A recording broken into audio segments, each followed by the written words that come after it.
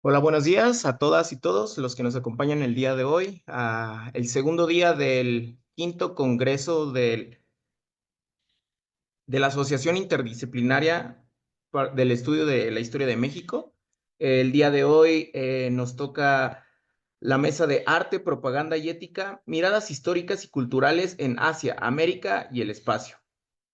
Está a cargo de la maestra Elena Ansúrez Medina.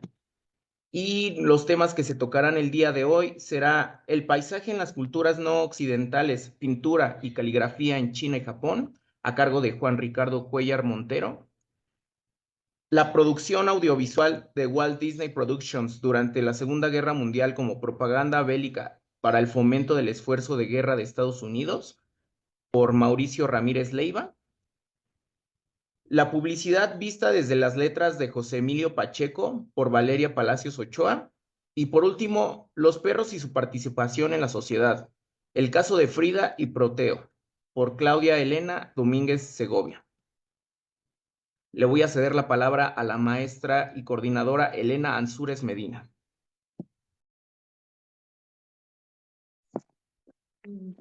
Muchísimas gracias por darnos la bienvenida. Agradecemos a la Asociación Interdisciplinaria para el Estudio de la Historia de México que nos permitiera participar en su quinto Congreso Internacional. Como ya ustedes escucharon, esta mesa pues lleva por título Arte, Propaganda y Ética, miradas históricas y culturales en Asia, América y el espacio. Voy a presentar básicamente que estas cuatro ponencias que se reúnen el día de hoy abordan temas históricos y culturales desde perspectivas diversas, cada una enfocándose en aspectos relevantes para comprender la interacción entre las representaciones artísticas, el poder mediático, las dinámicas sociales y la ética contemporánea. El primer participante es licenciado en Historia y Arte, Juan Ricardo Cuellar Montero, egresado del Instituto Cultural Helénico. Su ponencia se desarrolla en la pintura paisajística en Asia, particularmente en China y en Japón. Entonces, pues cedo la palabra a nuestro primer participante en esta mesa, el licenciado Juan Ricardo Cuellar Montero. Bienvenido, Juan Ricardo, tienes la palabra. Hola maestra, muy buenos días. También saludo al auditorio. Sí se me escucha, ¿verdad? Antes que nada. Sí, te escuchamos. Ok, perfecto. Y pues bueno, por favor, si me permiten compartir mi pantalla. Listo.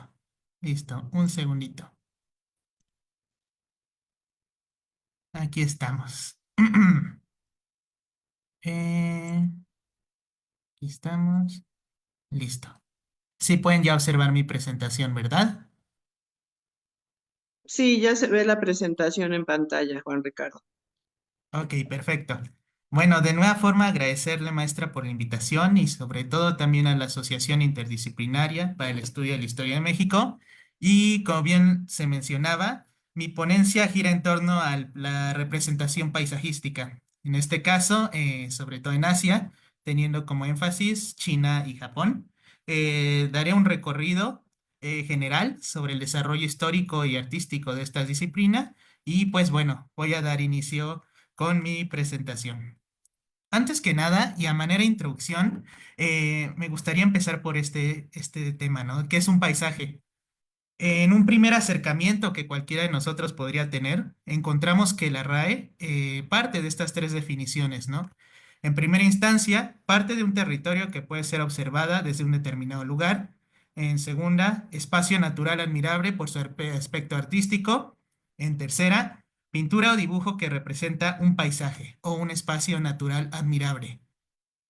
Tenemos, bueno, incluye esta fotografía emblemática, ¿no? De la Ciudad de México, donde podemos identificar dos elementos pues sumamente arraigados dentro de nuestra historia, como lo son los dos volcanes, ¿no? El Iztaccíhuatl y el Popocatépetl. Y acto seguido, para compararlo, les presento esta obra de Vista del Valle de México desde la Sierra de Guadalupe, del gran pintor José María Velasco. Fue realizada en 1901 y pues bueno, podemos contrastarla con la fotografía anterior, ya que esta obra va a ser realizada no in situ, como se acostumbraba a viajar en el lugar y realizar la pintura en ese mismo lugar, sino que después de un accidente que sufre José María Velasco, la va a realizar en base a su interpretación, ¿no? Es de experiencia, memoria, imaginación que él tenía ya de la escena, bueno, pues que tantas veces plasmó. Asimismo, se nos va a mencionar que con Velasco se alcanza la cúspide de la apropiación del territorio como elemento de identidad a través de la pintura general o de paisaje, sentimiento por la tierra y conciencia de territorialidad, citando al historiador del arte Fausto Ramírez. Y aquí vemos otro elemento sumamente importante, ¿no? Ya que a través de la pintura, pues hay todo un mundo simbólico, iconográfico detrás. Y en este caso, pues se inscribe Velasco dentro del siglo XIX mexicano en este descubrimiento y redescubrimiento del territorio y sus paisajes, ¿no? Ligado al cientificismo incipiente que se va desarrollando durante este siglo. Ahora bien, podemos entender, de acuerdo a lo que vimos, al paisaje como un conjunto de representaciones subjetivas del territorio, es decir, una construcción cultural. Se va a originar sobre todo en Occidente, concretamente en la pintura de la Edad Media, y se va a tener su desarrollo sobre todo en el Renacimiento, con innovaciones técnicas como la invención del punto de fuga, sobre todo a finales del siglo XV o principios del siglo XVI. Una de las virtudes más significativas del territorio, especialmente en un espacio de montaña, es su paisaje, elemento este que a ojos humanos es capaz de caracterizar una zona por su belleza, por sus formas, es decir, el paisaje es lo que permite definir la personalidad geográfica de los lugares, ¿no? El ser humano añade personalidad a lo que representa, y pongo como ejemplo esta pintura de Leonardo da Vinci de la Virgen de las Rocas, donde el paisaje cobra cierta relevancia bueno, frente a la escena religiosa. Ahora bien, para entrarnos en la temática, ¿no? Del desarrollo paisajístico en China, parto de este origen, ¿no? La historia de la pintura paisajística en China va a estar ligada sumamente a la historia y la evolución filosófica china, en especial con religiones y tradiciones filosóficas como el taoísmo, y sus orígenes se van a remontar a la edad primitiva, es decir, cuando se utilizaban dibujos y símbolos para registrar los patrones de la naturaleza. En este caso tenemos que en la edad del Neolítico de China, estos de 10.000 al 2000, 2200 antes de Cristo, se va a poder encontrar el patrón de cerámica pintada de la cultura maya Yao. Va a ser importante y sobre todo se ubica en comunidades que habitaban el curso alto del río Amarillo, de Gansu, Qinghai y el norte de Sichuan, esto del 3300 al 2000, ¿no? Aquí les pongo ejemplos de jarrones, estos son Hu, donde podemos observar ya trazos, ¿no? Ondulados que representan en sí el agua, los ríos, lagos y sobre todo trazos más angulares que van a aludir a las montañas. Aquí algo muy importante son estos pequeños trazos que son representaciones de huellas de aves. Esto tómenlo, guarden en su memoria porque después va a cobrar relevancia. Ahora bien, la poesía, la caligrafía y la pintura están contenidas en el llamado arte del pincel. Están agrupadas bajo esta misma categoría y en chino se le va a denominar a este tipo, bueno, a la pintura paisajística como shan, que son montañas, y shui, que son agua. Porque en la naturaleza estos elementos se presentan como un aspecto, bueno, un binomio, en sí se complementan uno al otro. Y se nos dice, esto es muy interesante, el buen pintor es el que consigue que el agua se detenga y la montaña fluya, unidos por la niebla y la neblina. Y también antes de pintar un bambú, el bambú tiene que crecer dentro de nosotros. Entonces el pincel en la mano, la mirada concentrada, la visión aparece de pronto ante los ojos. Atrapémosla cuando antes con nuestras pinceladas, porque puede desaparecer tan súbita como la liebre ante los pasos del cazador. Este fragmento es del pintor, artista poeta Su Tongpo, y que también realiza esta obra, ¿no? Que más adelante también va a tener cierta relevancia, que podemos denotar, ¿no? Como el carácter minimalista de ella, ¿no? El árbol seco, roca extraña, pero a la vez vamos a apreciarlo más tarde. Se puede afirmar que también la pintura de paisaje va a brotar en la dinastía Jin, esto del 265 al 420, y va a tener como base tratados importantes. Tenemos en primera instancia Lunghua de Gu Kaishu, del 344 al 406, donde se nos dice, siempre que haya que dibujar, la primera dificultad se halla en representar a las personas y en consiguiente sierras y afluentes. De entrada podemos ver cómo la representación del paisaje tiene un cierto peso, dentro de en sí el quehacer artístico. Tenemos también la obra de Song Bin, esto durante la dinastía Nan, del 375 al 443, donde escribe un tratado importante, Hua Shan Shui Chu, Dibujo de montañas y agua, que se considera la primera obra que trata acerca de la pintura paisajística en su totalidad en China. Asimismo, tenemos pensamientos filosóficos importantes como Xuan Chan y Dao Xuan, quienes van a negar el mundo del humano y van a apreciar la naturaleza. Esto se da sobre todo en el siglo III después de Cristo, en el periodo de los tres reinos, ¿no? Aquí pongo un mapa donde tres territorios se disputan en sí el control de, el territorio continental y frente en sí a la desolación, a la guerra constante, a la pobreza, los eruditos y una élite se van a, de cierta manera, refugiar en el mundo natural. Este va a ser su ideal estético. Llegados en los últimos años de la dinastía Wei y Jin, la pintura paisajística se ha convertido ya en un estilo de pintura muy importante en China. Aquí les pongo un ejemplo. Es una copia de la obra de la ninfa del río El Luo de Wu Kaixu. Esto es circa del 400 donde podemos ver un paisaje. Es sí una obra muy extensa, ¿no? Es en sí un rollo. Y podemos observar donde un séquito que sigue un noble se encuentra en el río Luo, una ninfa que emana de, bueno, pues de las aguas, ¿no? Aquí, pues se quedan estupefactos ante la belleza de la ninfa. Asimismo, se cree que la belleza natural de los paisajes se debe al espíritu de la naturaleza, a la vitalidad y su persistencia de los objetos sometidos en el mundo cambiante y corrompidos por las leyes de la vida, al espíritu humano que busca la armonización y su entorno sin romper ninguna ley de la naturaleza, alcanzará a través de ello una mente abierta, gustos exquisitos y la paz espiritual. De una forma hay esta idealización, ¿no?, del mundo natural. Aquí vemos precisamente el pasaje que les mencionaba, donde el séquito del noble encuentra a la ninfa. Algo muy importante, observamos ya la representación del paisaje, pero la escala en relación a los personajes humanos, pues no es nada realista, ¿no? Los personajes humanos tienen gran tamaño. Esto entra en contraste con lo que vamos a ver a continuación. Tenemos que en la dinastía Sui, esto es del siglo VI al VII después de Cristo, sea la aparición de este pintor, Shan Xiqian, quien va a contribuir a hacer de la pintura paisajística un género independiente. Su obra, que aquí podemos apreciar, Viaje en Primavera, circa del siglo VI, va a ser considerada la primera pintura en sí paisajística china. Como pueden observar, ¿no?, en comparación a la pasada, el paisaje cobra una mayor relevancia. Ahora los personajes humanos están en una escala pues mucho menor y observen, ¿no?, el trazo de las montañas.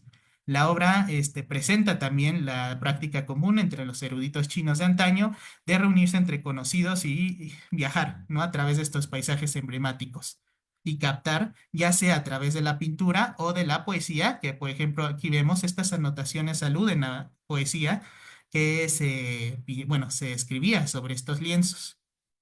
Ahora bien, con el paso de la dinastía Tang, vamos a tener un desarrollo pues aún más detallista, ¿no?, del paisaje. Adquiere esta madurez y se forman dos estilos. En primera instancia, el paisaje azul y verde, donde aquí vemos una obra de Li Xixun, quien va a estar comandado precisamente por este artista, y Li Xiaodao, quienes tienen la particularidad de ser generales militares. Y vamos a tener como otro estilo también en boga, la pintura monocromática, tinta negra, de sobre todo el erudito Wang Wei. Aquí vemos también un regreso a la naturaleza, de nueva forma frente a la inestabilidad política y a los años de guerra. Se recluye de nueva forma el pintor, el erudito, en el mundo natural y surgen esta suerte de pintores ermitaños. Aquí les pongo esta obra de Li Xixun, de barcos de pesca y estancia al borde del agua, que es también una copia realizada durante la dinastía Song, y vemos cómo ahora la flora, ¿no?, en especial los árboles, adquieren mayor detalle, y se hace presente el nombre del estilo azul y verde, por precisamente los colores que se emplean. En contraste a esta obra de Wang Wei, Después de la nevada a lo largo del río, donde tiene un tono pues mucho más monocromático, ¿no? En base, sí, bueno, sí presenta color, pero aquí tiene más peso en sí la tinta china, ¿no?, en sí el carácter negro, sobre pues la representación paisajística. Ahora bien, la caligrafía china ¿no? En este caso el Hanzi, y japonesa, bueno, ellos emplean también los caracteres chinos, Hanzi, pero le van a denominar kanji, y los silabarios hiragana y katakana. Vamos a encontrar que el concepto de caligrafía en Occidente, pues está formado por las palabras griegas graphein, ¿no? Escribir, y kalos de bello y hermoso. En China, la caligrafía va a ser todo un arte marcial que va a estar basado en la escritura. Se aprende con ella, bueno, por esto es un arte marcial, a dominar la energía vital para alcanzar el equilibrio del cuerpo y la mente. La tradición también va a afirmar que los caracteres chinos, la forma, bueno, esto de un aspecto legendario, ¿no? Más mítico que en sí histórico, la forma más antigua conocida de escritura de los existentes hoy en día van a ser inventados por Kanji. Aquí les pongo una imagen en mi lado derecho, una figura legendaria de 4 ojos, como pueden observar, y ministro del emperador amarillo. Basado en las huellas de las patas de los pájaros, esta imagen que les mostraba en el primer jarrón va a crear, ¿no?, los caracteres chinos y sobre todo va a dar origen a este tipo de escritura oracular, que es el Yagüen. Los ya de los primeros caracteres de los cuales se tiene noticia van a ser entre 1766 a.C. y 1027 a.C. y se van a poder conservar gracias a que se escribieron como hendiduras sobre huesos oraculares y caparazones de tortuga, ¿no? Como en este caso, lo que ha permitido su conservación hasta nuestros días. Ahora bien, aquí podemos ver y cómo se liga, ¿no?, la caligrafía al aspecto paisajístico, ya que en sí parte de un pictograma, ¿no?, la representación, y vemos su evolución hasta el carácter moderno que aún sigue empleándose hoy en día, ¿no? Aquí tenemos pues el carácter del sol, luna, árbol, montaña, y vemos como parte, ¿no?, de esta representación en sí del paisaje. Asimismo, para complementar este aspecto, Japón, como les mencionaba, emplea este sistema de caracteres chinos y añade dos silabarios, ¿no? El primero es el hiragana, que son también la simplificación de caracteres chinos. En su origen se va a llamar onna de, es decir, onna mano de, digo, onna mujer de mano, que aluden a su surgimiento como una escritura en sí de la corte Heian, creada por mujeres cortesanas letradas. En segunda instancia tenemos el katakana de trazos mucho más angulares, en el cual, bueno, actualmente se usa para transcripciones, ¿no?, de otros idiomas. Y pues bueno, vemos cómo el paisaje está presente, ¿no?, dentro de la caligrafía. También al escribir caracteres chinos hay que tener en cuenta el número de trazos de cada uno de ellos. Es decir, tenemos que seguir ciertas reglas. El tamaño también de cada uno y la distancia entre un trazo y otro. A veces también los mismos trazos en la misma sucesión pueden formar distintos caracteres debido a la diferencia en su longitud. El escribir es necesario prestar atención a la posición o colocación de los trazos, pues cualquier error le deformará convirtiéndole en otro o produciendo una errata. Así como también es importante al tener en cuenta, al adentrarse a cualquier arte de pincel en China y en Japón, de que uno debe dominar los 4 tesoros del estudio, ¿no? En primera instancia tenemos el pincel, B, que aquí les pongo un set de caligrafía, la barra de tinta, aquí la tenemos, de la cual se va a producir la tinta al frotarla con esta piedra de entintar, que es el yan, y por último el papel, ¿no? Sí, en su mayoría es papel de arroz. Ahora bien, ¿cómo se traduce todo esto que hemos visto en el caso japonés, ¿no? Sobre todo en la pintura Sumie, la escuela Rinpa y los jardines japoneses. Antes que nada observamos, ¿no?, cómo vamos a pasar, ¿no?, de China hasta la nación insular de Japón. Es muy importante y muy curioso. Tenemos el Sumie o Suiboku, que es una técnica de pintura ancestral con origen en China, como lo vimos, ¿no?, con Wang Wei durante la dinastía Tang, y sobre todo van a ser los monjes budistas quienes la llevan a Japón. Allí va a ser rebautizada por los mismos japoneses como Sumie. Esto se compone de Sumi, que es tinta, y que significa pintura.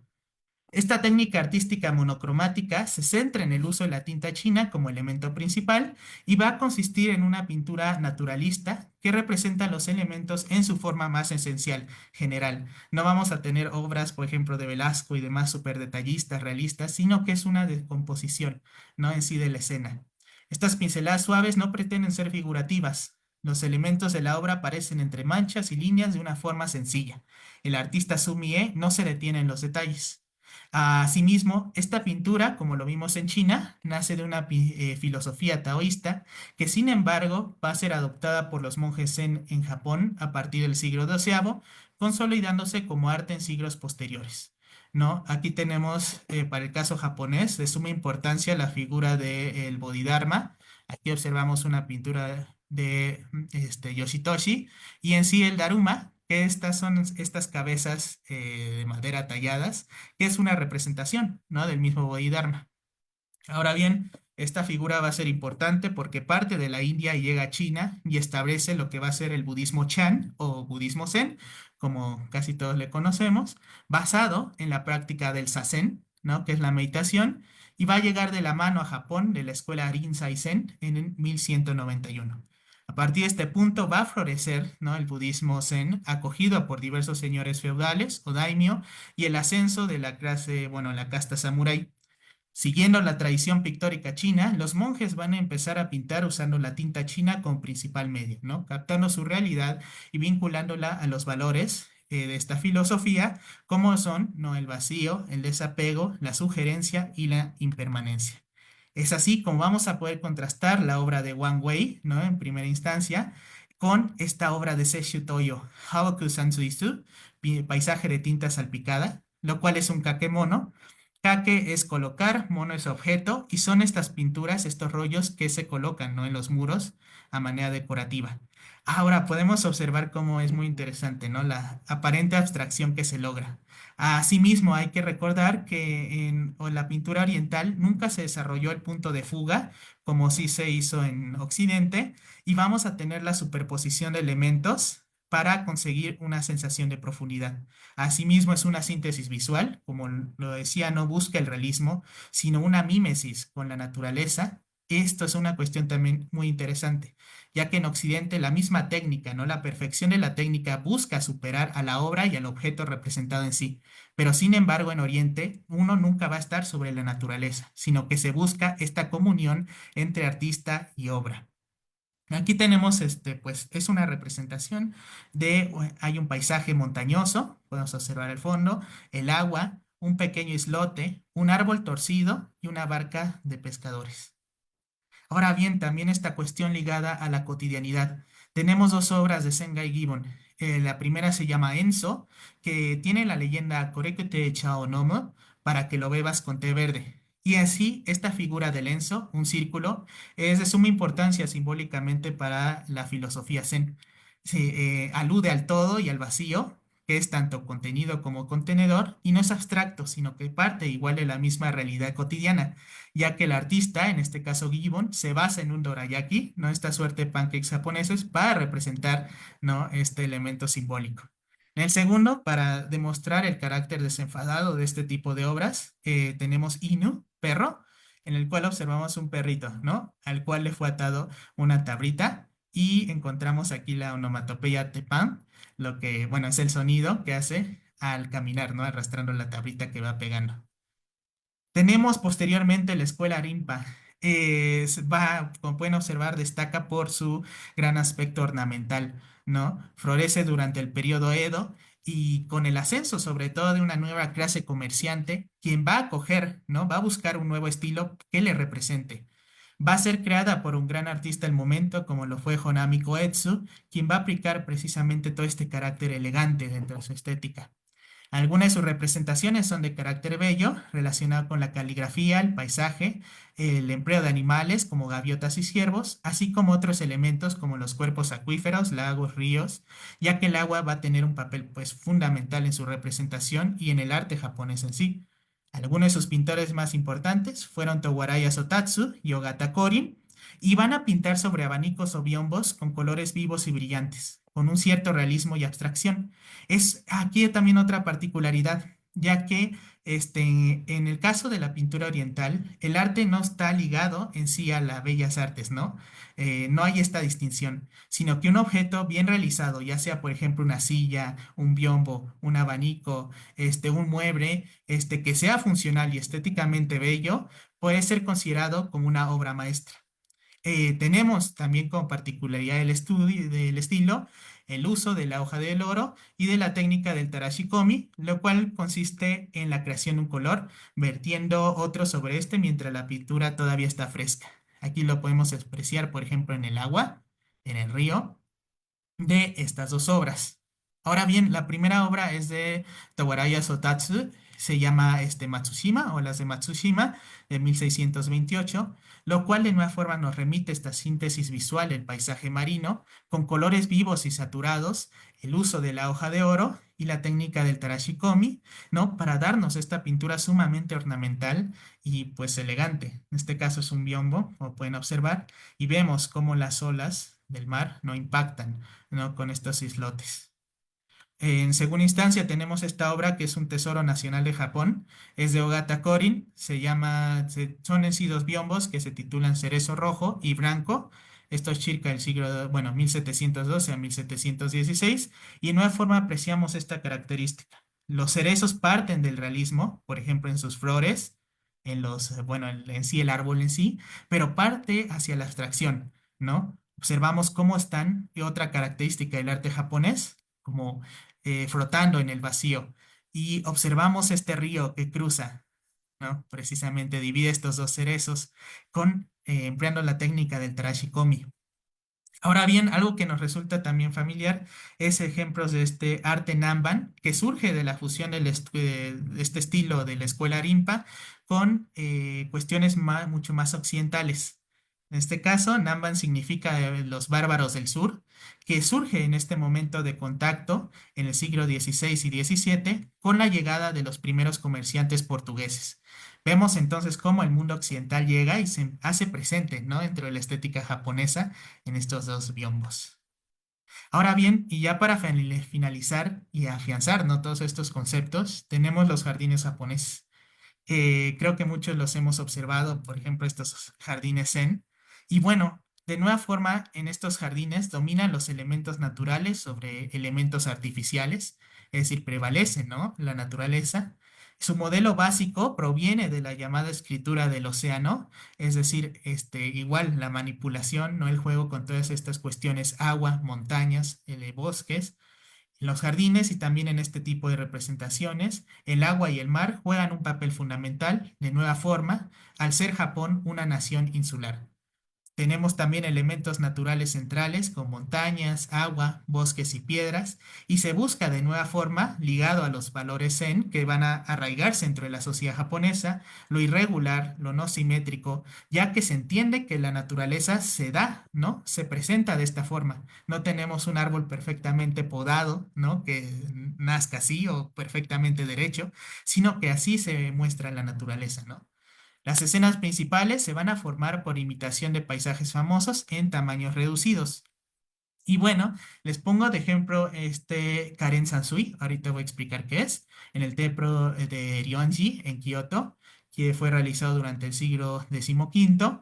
Y aquí apreciamos, ¿no? Todos los que conocemos como Jardín Zen, ¿no? El cual se denomina Karen Sansui, que significa jardín seco, o sea, literalmente. Resulta igual de una abstracción de un paisaje y simula, ¿no? Igual un paisaje marino. Aquí para explicarlo vemos la arena, ¿no? Las piedras, pero en sí la arena alude a en sí el agua, ¿no? En este caso el océano. Las rocas representan islotes y por lo general siempre vamos a encontrar una roca de mayor tamaño, la cual se denomina Shumi, ¿no? Que simboliza el eje del mundo, en este caso Japón, ¿no? Tenemos entonces que los jardines zen, como los conocemos, es una representación simbólica de un paisaje marino. Ya para finalizar, les pongo estos dos ejemplos. Tenemos del lado izquierdo el templo de Saihoshi, Kokedera en Kioto, y a su lado derecho el jardín de Versalles, ¿no? Aquí de nueva forma pues encontramos el gran contraste, ¿no? Entre los elementos.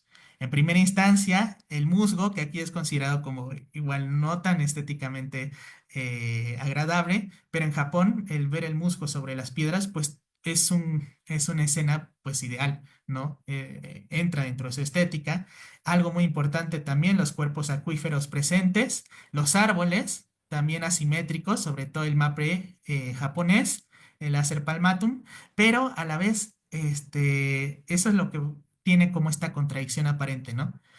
Pareciera una escena natural, pero en sí también tiene sumo cuidado e intervención de la mano del ser humano. Los árboles van a ser podados de esta manera, por ejemplo, y no es un paisaje en sí totalmente natural, ¿no?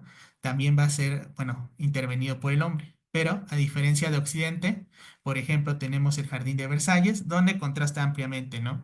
Aquí vemos un paisaje sumamente controlado, ¿no? La simetría, precisamente, y podemos destacar, ¿no? Esta diferencia entre los dos estéticas, pues muy distintas. Y bueno, por último, recomendarles algunas fuentes para entrarse a este estudio. Tenemos Cómo mirar el arte japonés, ¿no? De estas dos autoras norteamericanas. La pintura de Lee Shermani, de Landscape Painting. Y bueno, sobre todo para el caso mexicano de la obra de Velasco, la obra de Fausto Ramírez. Y pues bueno, de nueva forma agradecer mucho a la asociación y a la maestra Ansures por la invitación. Y esto sería todo de mi parte. Muchas gracias.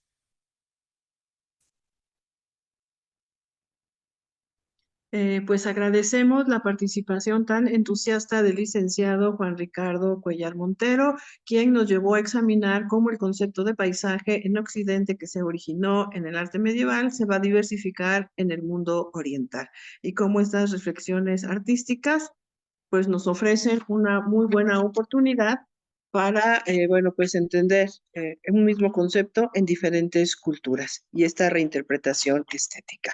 Muchas gracias, licenciado Juan Ricardo. Seguimos con nuestro programa. Es el turno ahora de nuestro siguiente ponente. Su ponencia se llama La producción audiovisual de Walt Disney Productions durante la Segunda Guerra Mundial como propaganda bélica para el fomento del esfuerzo de guerra de Estados Unidos. Y la presenta, ¿verdad?, el egresado de la licenciatura en Historia y Arte del Instituto Cultural Helénico, Mauricio Ramírez Leiva. En esta segunda ponencia, Mauricio nos adentrará en el uso de la propaganda durante la Segunda Guerra Mundial en Estados Unidos con un enfoque desde un cortometraje propagandístico de la casa productora Walt Disney. Mauricio, tienes la palabra y recordarles, bueno, que tenemos 20 minutos por ponente. Muchas gracias, Mauricio. Muy buenos días a todos. Voy a compartir mi pantalla. Mm,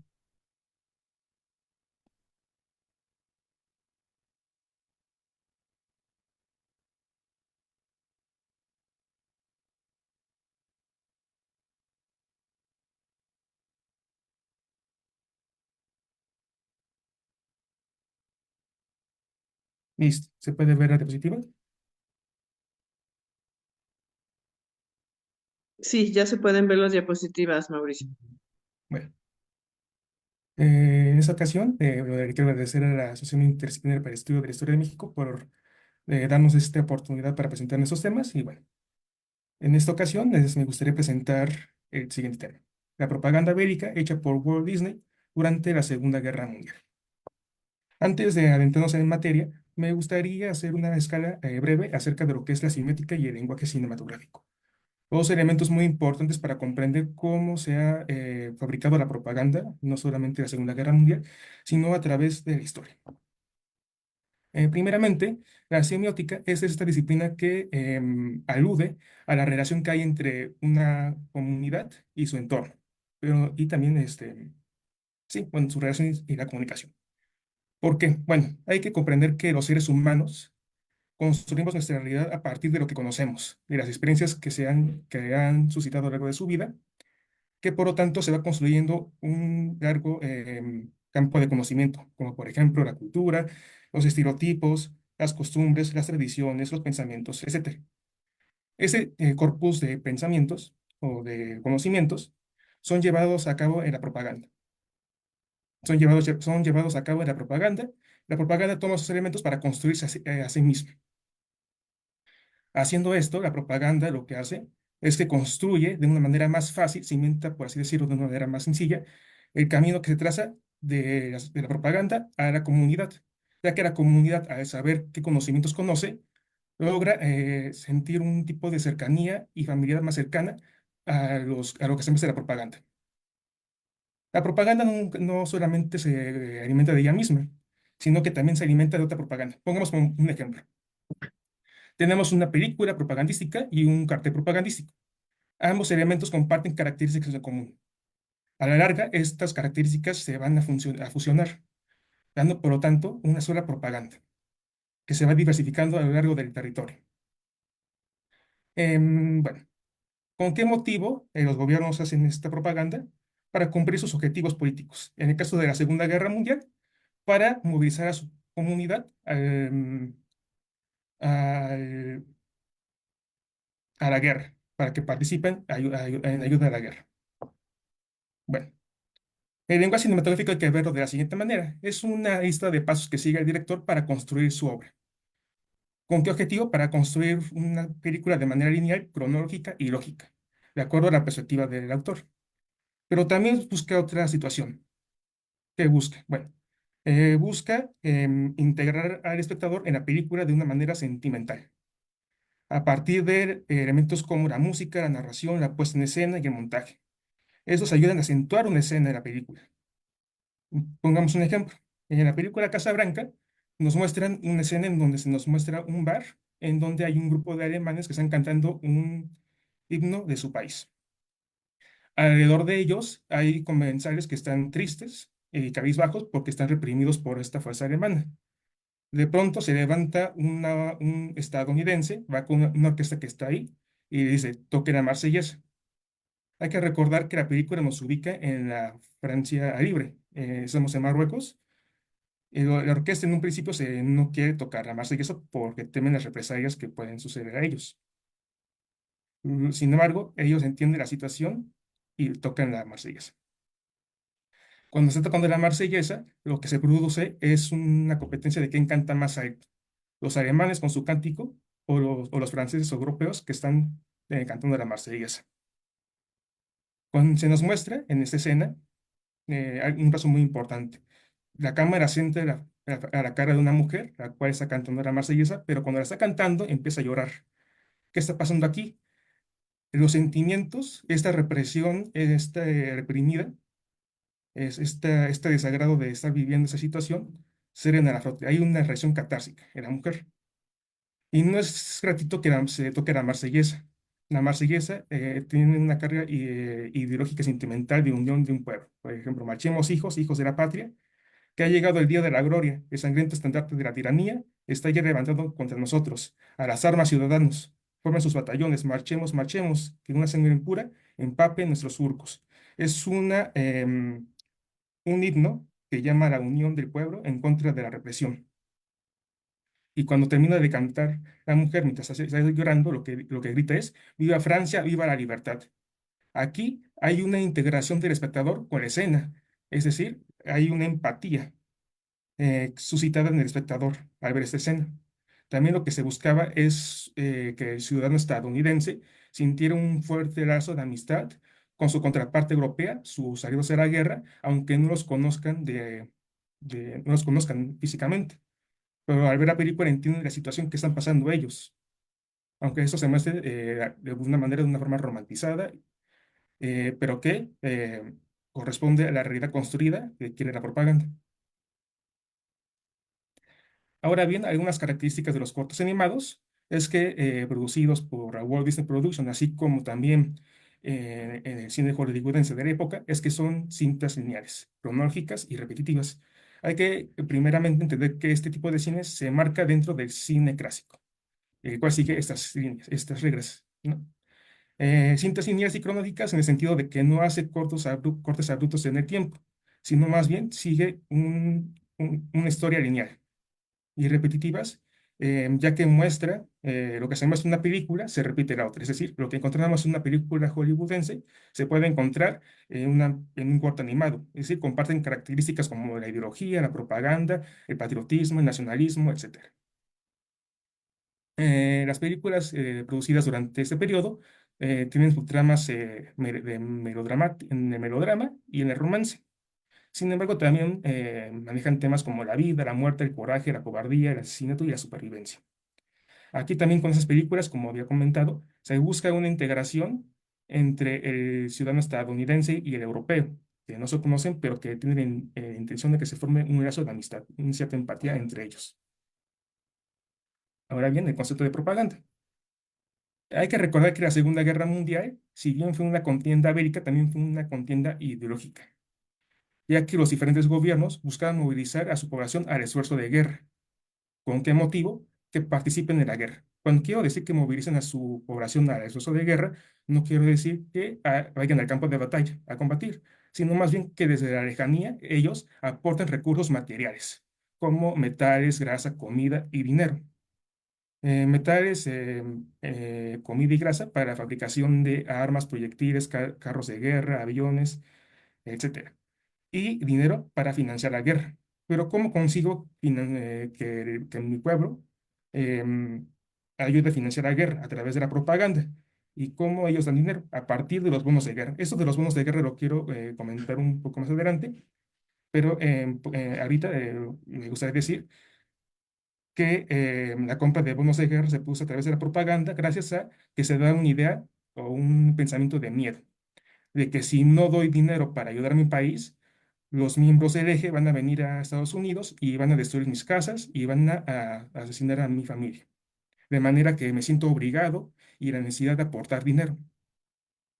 Colaborar con el esfuerzo militar en el sentido de que abastezco a los militares en sus necesidades básicas, pero también me intereso en el entrarme en el ejército por parte de los jóvenes.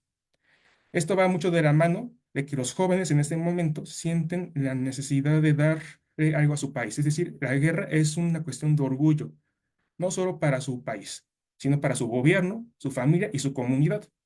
Ese sentimiento nacionalista también tiene la intención de que el que no quiere participar participa a la fuerza. Es decir, mediante el sentimiento de culpa, de que lo rechacen, que no sea parte de la comunidad. De manera que la propaganda, a través de la comunidad, ayuda a que los que no quieren participar, participen. Para eso también se le adjudicó al individuo el rol del ciudadano. Es decir, ahora esos tienen responsabilidades civiles para con su país. Y bien, y muy bien, se modifican las dinámicas sociales y los pensamientos. Es decir, que todo acto que haga en la vida diaria va a estar dirigida a Estados Unidos. Mis pensamientos van a estar dirigidos a mi país, que Estados Unidos va a ganar la guerra, que Estados Unidos es el único país que puede terminar con la violencia en el mundo a través de las armas y así conseguir la paz, ¿no? Mi país como la superpotencia en el mundo. Ahora bien, vamos a adentrarnos en la participación en Walt Disney y sus inicios en la propaganda. En un principio, antes de que Walt Disney fuera esta gran figura en el campo de la animación en el siglo XX, fue un animador más, ¿no? Él trabajó junto a sus colaboradores Hugh Edwards y Fred Harman en la Sly Company entre 1920 y 1922. Posteriormente, ellos dejaron esta compañía para fundar la propia, la cual fue la Logogram Film Incorporation. Sin embargo, esta empresa no tuvo el financiamiento necesario para seguir operando y tuvo que cerrar. Tuvieron que pasar algunos años, en 1923, para establecer lo que se conocería como la Walt Disney Production, junto con sus colaboradores y junto con el hermano de Disney, Roy Disney. La compañía tuvo un gran éxito inicial en cuanto al campo comercial y económico, principalmente por el estreno de la película Blancanieves y los Siete Enanos de 1937. Esta película cabe decir que fue el primer largometraje de dibujos animados en la historia y recibió muchos premios. Sin embargo, años posteriores, en 1939 y 1941, empezaría la crisis económica para la empresa. ¿Esto a qué se debe? Bueno, hay que recordar que la guerra ya estaba en Europa y el mercado europeo, por lo tanto, estaba cerrado a Estados Unidos, a lo que involucra a Walt Disney. Em, También recordando que los territorios controlados por los alemanes se les prohibió a que circularan películas de la empresa. Otra situación es que Walt Disney, por lo mismo de que no tenía mucho dinero, tuvo un adeudo con el Banco de América por una cantidad de 4,5 millones de dólares. Ante esa crisis, él decidió vender 4 millones de dólares en acciones. Sin embargo, esto no fue suficiente y tuvo que volver a vender más acciones en abril de 1940. Aquí Walt Disney toma la decisión muy importante de abandonar las películas de entretenimiento para pasar a las películas de instrucción. No todavía no pasa a la propaganda. Primero hace una escala en películas de instrucción. De manera que una de esas primeras películas que se puede acercar un poco a la propaganda, en esa situación, en ese momento sí, fue de Der Werther de 1940. Sin embargo, aún seguir la situación económica difícil para la empresa y el 3 de abril de 1941, con la necesidad de dinero que tenía Walt Disney, convocó una reunión entre varios representantes de empresas de aviones. Aquí les presentó una película que es de corte instructivo, que se llama Four Methods of Rush Reverting. Sin embargo, no contaba Walt Disney que en esa misma mesa se encontraba John Grierson, miembro de la Mesa Nacional de Cine de Canadá. Canadá, en colaboración con el Reino Unido, ya se encontraban en la Segunda Guerra Mundial. Entonces, Grierson, viendo el potencial que tenían esas películas de instrucción, entendió que esas películas podían convertirse en propaganda y ayudar al bloque aliado. Bueno, aquí vemos la película de Riverter de 1940, que es una película que habla acerca de la explotación laboral, y de Four Methods of Forced Liberty, en donde principalmente se enseña cómo reparar aviones. Bueno, John Grierson le comenta a Walt Disney esta situación del potencial que tienen sus películas para la guerra, y se hizo un contrato entre ambos. El contrato pactaba tres películas: Riff Raff y Tanque Boys de 1943, Trippy Pig de 1942 y All Together de 1942. Estas películas también fueron muy buenas tanto para Walt Disney y para Canadá. Para Disney porque iba a tener dinero, y para Canadá porque iba a aportar en la guerra a partir de la propaganda, ¿no? La película Riff Raff y Tanque Boys se nos habla acerca de cómo operar este tipo de armas, que son rifles que destruyen tanques. Aquí se enseña desde la parte técnica de cómo manejarla, cómo disparar, etcétera. Y también se nos muestra una de las primeras apariciones animadas del líder alemán, en donde petulantemente va a ver a esta arma y dice que no hay posibilidad de que esa arma destruya sus tanques. Sin embargo, cuando se ejecuta el arma y destruye los tanques, el líder alemán no le queda otra que decir que ante esas armas es imposible que Alemania gane la guerra. Otra película es de Trippy Pig, de 1942, en donde nos habla acerca de la clásica historia del lobo furioso y los tres cerditos. Ahora el lobo usando ropajes que aluden al Partido Nacional Socialista, en donde al llegar a la última casa, la intenta derribar soplando. No puede. ¿Por qué no puede derrumbar esa casa? Porque la casa está hecha a base de bonos de guerra, recalcando la importancia de los bonos de guerra para ganar la guerra. Otra película es All Together de 1942, en donde varios personajes muy importantes de la compañía desfilan enfrente del Palacio del Congreso de Canadá, en donde tienen pancartas que dicen todos juntos para salvar la guerra, ayúdanos a ganar la guerra, y también se recalca la importancia de la compra de bonos de guerra. Se incita al público a que compre bonos de guerra para financiar la guerra.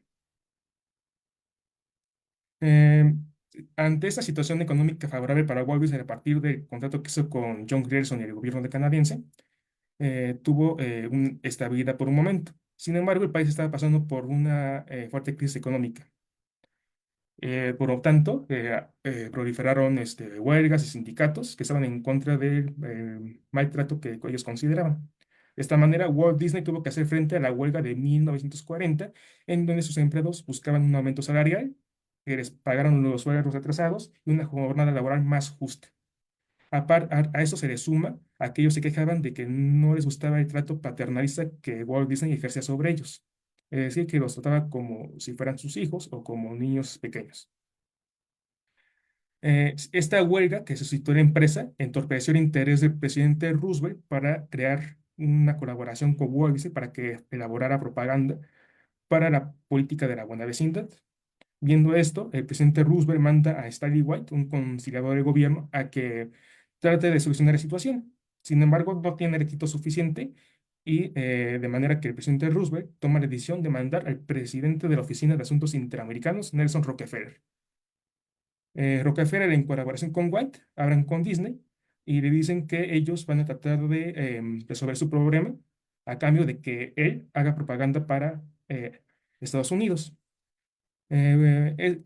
Ellos le dijeron, vete a Sudamérica, estudia la naturaleza, la flora, la fauna, la cultura y la sociedad de este territorio y haz cortos propagandísticos y nosotros resolvemos tu situación. A lo que Walt Disney acepta. El objetivo de los cortos, así como de la política de la buena vecindad, era formar lazos de amistad con Latinoamérica. Sin embargo, se esconde un interés de Estados Unidos por tener injerencia en decisiones políticas, culturales, sociales y económicas. Aparte de que se buscaba crear un bloque anti-nazi, ya que no querían que esta ideología penetrara en el territorio y así tener una zona de influencia para que Estados Unidos se sintiera más cómodo si hubiera necesidad de entrar a la guerra, tener un apoyo territorial. Bueno, ¿cuáles eran los objetivos de la Oficina de Asuntos Interamericanos con la inclusión de Walt Disney? Que Walt Disney fuera un emisario cultural, el cual creara un ambiente de bienvenida a las corporaciones y a los políticos estadounidenses de la región. Walt Disney en ese momento era una figura que a través del ojo público que era muy amigable eh, em, y bonachor. No se le considera como una mala persona, ya que él irradiaba una cierta, cierto tipo de empatía. También se buscaba la imposición de Estados Unidos como la autoridad cultural en América Latina y mostrar a la figura de Walt Disney precisamente como una figura paterna que uniera a ambos lados, a la sociedad estadounidense y a la sociedad latinoamericana, ¿no? También, bueno, se buscaba afianzar la unión del continente.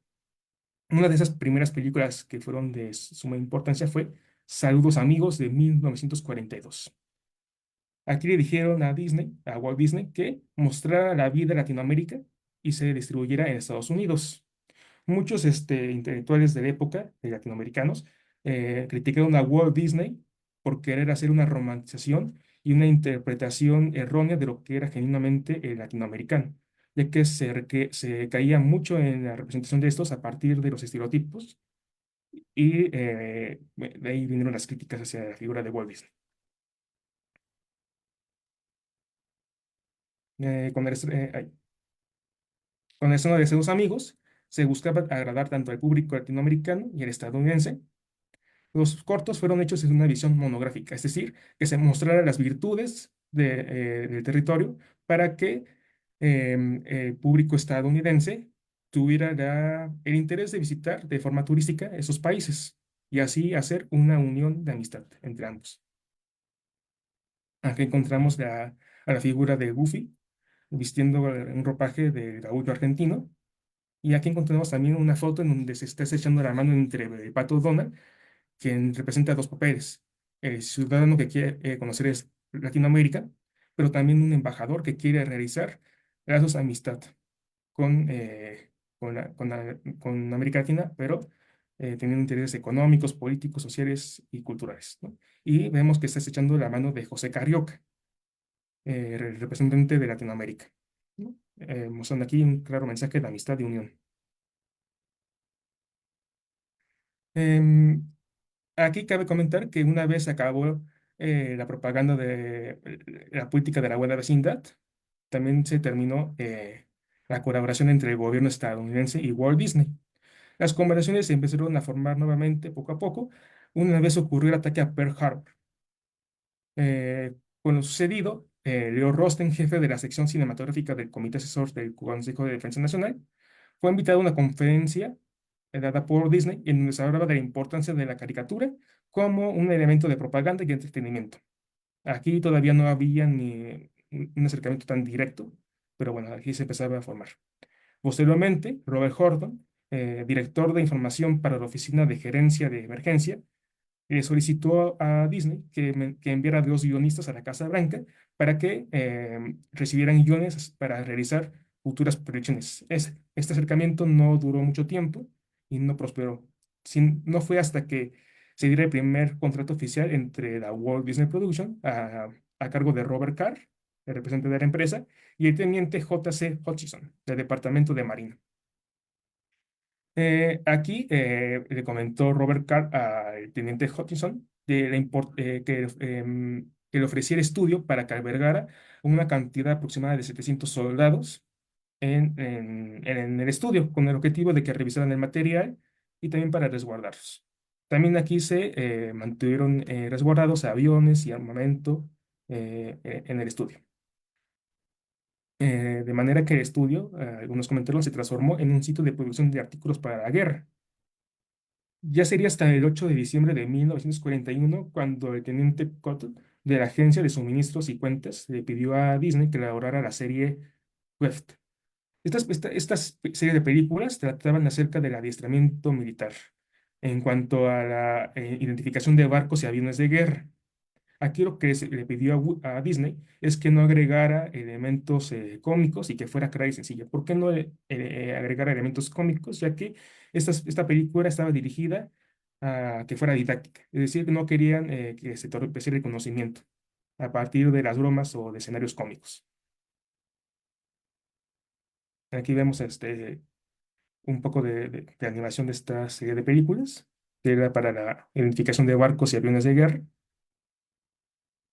Bueno, otro corto fue Food Will Win the War, de 1942, en donde se habló acerca de la importancia de los granjeros como figuras necesarias para ganar en la guerra. ¿Por qué se centró en la figura del granjero? Ya que ellos utilizaban los alimentos que se iban a Europa. De manera que fue un tipo de homenaje que se le dio a este tipo de personajes. También se dio a explicar en ese corto que la comida no se iba a acabar porque se mandara a Europa, ya que la población estadounidense tenía temor de que la comida se acabara, ya que se iba a Europa.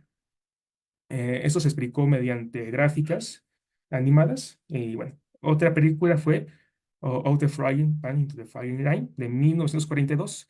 Esta película fue encargada por la División de Conservación de la Mesa de Producción de la Guerra.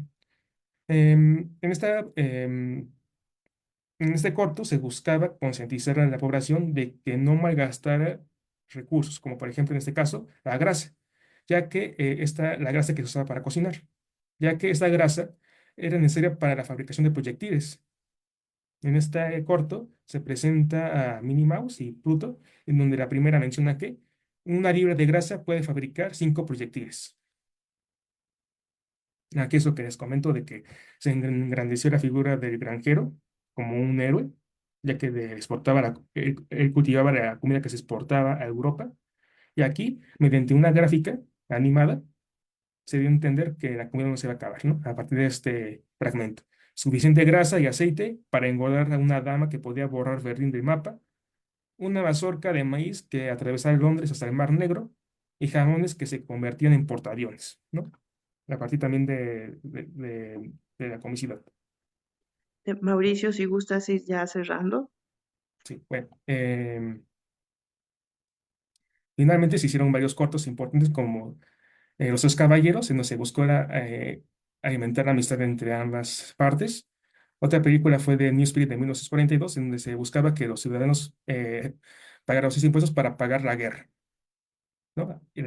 Para fabricar la guerra en contra de los enemigos. Otra película fue The Fury Face, en donde se buscaba mostrar la distopía que era vivir en Alemania. A partir del Pato Donald, que era el representante de Estados Unidos, que se había sometido, él despierta y se da cuenta que todo lo que soñó era un sueño, una pesadilla. Al ver la figura de la Estatua de la Libertad, se pone contento. Y Commando Dog, que fue una película importante ya que mostraba la valentía del soldado estadounidense que podría dar su vida por Estados Unidos. Y bueno, esa es un poco de la biografía recolectada para la investigación. Y bueno, se hicieron mi participación. Gracias. Muchas gracias, Mauricio. Te agradecemos mucho tu participación. Sabemos que este tema te apasiona y que hay mucha tela de dónde cortar. Resaltamos como puntos muy importantes de tu ponencia cómo pudiste analizar estos materiales audiovisuales como unas herramientas clave para, bueno, propiciar este adoctrinamiento también en favor de los objetivos gubernamentales. Fue interesante también escucharte hablar sobre la política de la buena vecindad y el esfuerzo bélico. Muchas gracias, Mauricio. Vamos a dar paso a nuestra tercera participante. Ella es Valeria Palacios Ochoa, quien nos va a presentar un trabajo titulado La publicidad vista desde las letras de José Emilio Pacheco. Valeria Palacios Ochoa también es egresada de la licenciatura en Historia y Arte del Instituto Cultural Helénico.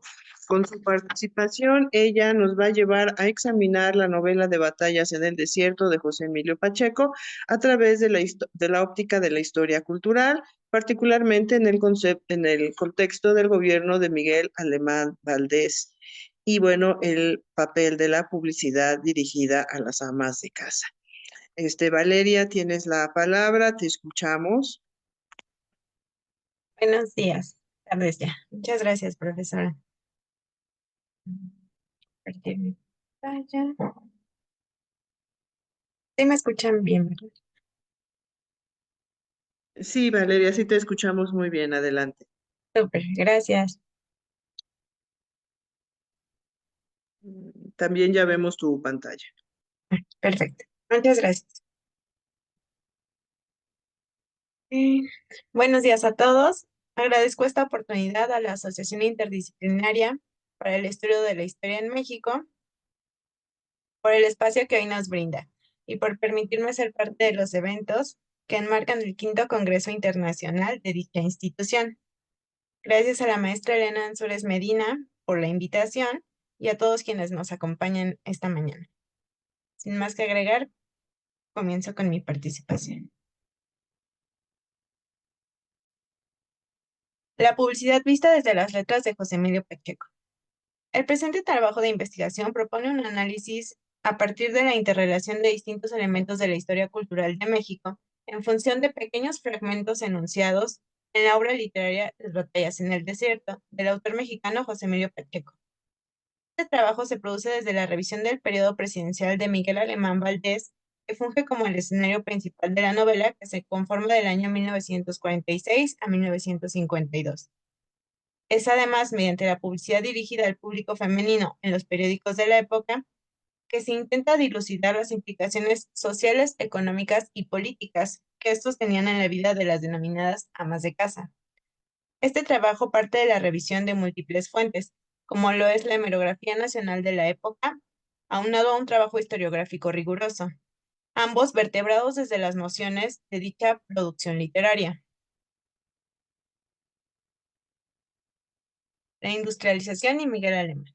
Cuando el presidente Miguel Alemán Valdés tomó la dirección del país, el desarrollo a partir de la industrialización fue el eje rector de su gobierno y su propuesta sexenal, la cual se cimentó en recuperar la estabilidad económica mediante el florecimiento de la producción nacional, buscando reducir el número de importaciones, sustituyéndola con el estímulo a la iniciativa privada, lo cual repercutió de forma directa en la producción nacional.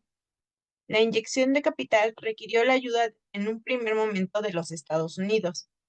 Esto debido a la falta de recursos propios y a la dependencia económica de México.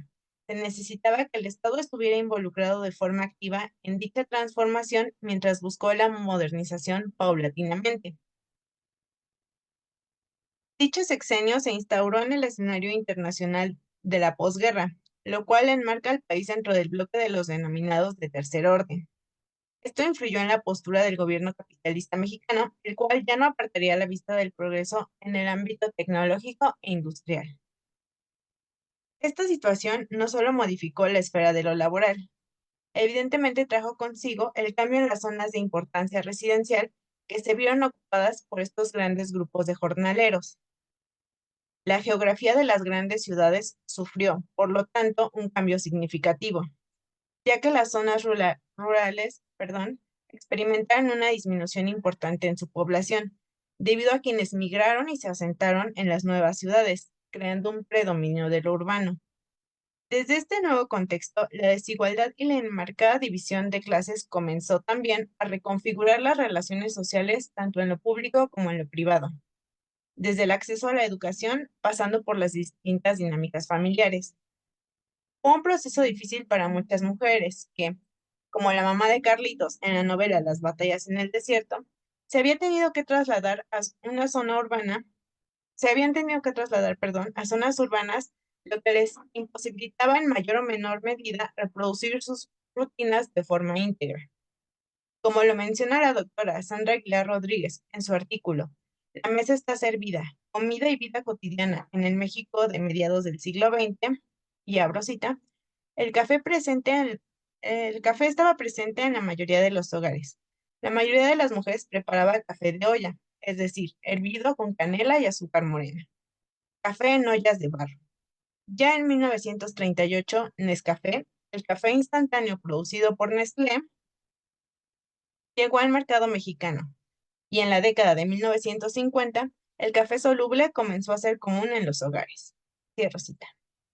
Por eso la inmersión de estos productos dejó de ser opcional en la dieta de muchos mexicanos. Se fue modificando según los productos que se podían adquirir. Aunque este gobierno no priorizó a las mujeres como sector de relevancia económica, no las descartó, pero buscó un espacio por donde la inyección de capital fuera sustancial.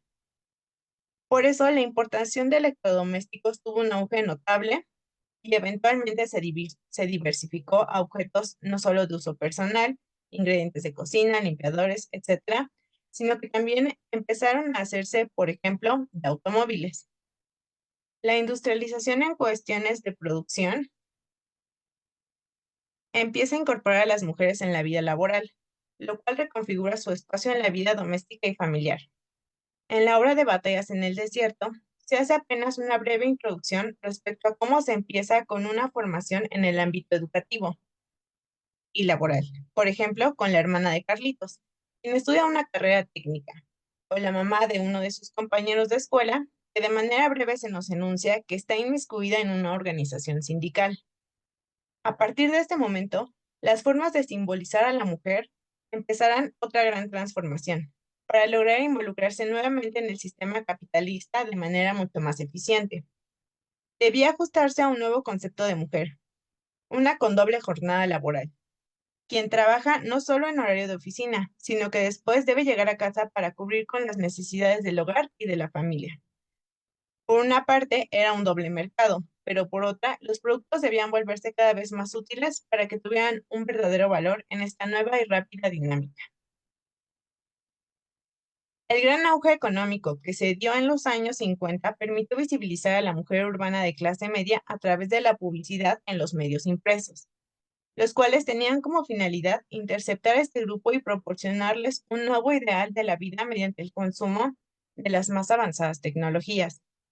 El discurso que había trascendido hasta ese momento era el de procurar servir y apoyar a la familia, y fue mediante esta idea que las mujeres se vieron atraídas a estos nuevos productos. Se podía seguir cumpliendo con la imagen de ama de casa comprometida y perfeccionista, pero se le agregó el sentido de comodidad y practicidad que lo volvió sumamente atrayente. La forma en que se publicitaban estos artículos resultaba interesante porque logró seccionar puntualmente a sus lectores y futuros consumidores. Se pueden vislumbrar titulares como obsequio digno de ella o ella ha deseado tener, seguido de electrodomésticos y muebles. Rara vez se encuentran artículos para su diversión o enriquecimiento intelectual. Por el contrario, las aspiradoras y las lavadoras son lo más moderno e indispensable para la realización de las actividades del día a día. También son rentables las planchas y las máquinas de coser, las cuales no se quedan atrás como productos innovadores y necesarios para brindar una sensación de bienestar que le facilitará las obligaciones del hogar. Para las niñas se pueden observar juguetes que las transportan a este ideal de madre y ama de casa. Hermosas muñecas con una grabación que dice mamá, o recreaciones en pequeños formatos que semejan una cocina, el supermercado, o todos los aditamentos necesarios para limpiar y cuidar. Bajo esta nueva dinámica social comercial, se origina una nueva forma de interactuar con las consumidoras, quienes no solo se ven obligadas a elegir un producto por su funcionalidad, sino que empieza una búsqueda por dispositivos que les permitan proyectar una imagen no solo individual, sino también a nivel familiar. A partir de estos elementos publicitarios, también se pueden encontrar alusiones respecto a en qué momento o bajo qué circunstancias estos productos se consideran magníficos presentes. Por ejemplo, Navidad, Día de las Madres o un cumpleaños. Los presentan como si cada ocasión especial fuera digna de una estufa o una lavadora con la última tecnología, porque dentro del imaginario colectivo, esta vida hogareña es una obligación por elección, y todos estos aditamentos son un complemento para la realización de dichas labores, que han sido no solo aceptadas, sino elegidas por estas mujeres.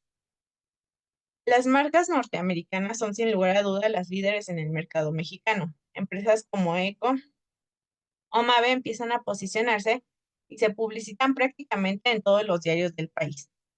Esto también va a direccionar la mercadotecnia a una forma mucho más agresiva. Si se hace una revisión cronológica de estos anuncios, es perceptible el cambio que se da tanto en el discurso escrito como en el iconográfico. Se utilizan personajes con nombre como Lupita, se les oscurece la piel y se va mostrando a la par con la imagen de la mujer contemporánea de un mercado que probablemente no se sentía identificado con la publicidad previa. Sin embargo, sí debe mencionarse estas imágenes intervenidas por cuestiones que parecieran identitarias del mercado mexicano. Situados en el escenario de posguerra, este ideal de madre y ama de casa no se ven excluidos de la realidad que se vive tras esa época convulsa y de mucha tensión. Inclusive algunos de los productos se relacionan íntimamente con su uso militar en situaciones de combate activo, como aceites y detergentes. Se publicitan de esta manera, lo cual no permite sentir una discriminación en el discurso de la época, mostrándolas con esta capacidad de lucha y disciplina, con una carga igual de importante que los soldados en activo en el campo de batalla. Esta inclusión afianza una mayor recepción y en términos económicos se direcciona tanto a los soldados como a las amas de casa y se promueven como soluciones rápidas ante el acelerado ritmo de vida. Lo que culturalmente se va identificando como elementos propios de la categoría ama de casa, se van transformando, modernizando e inclusive descartando, para darle paso a una nueva forma de entender a este grupo de mujeres.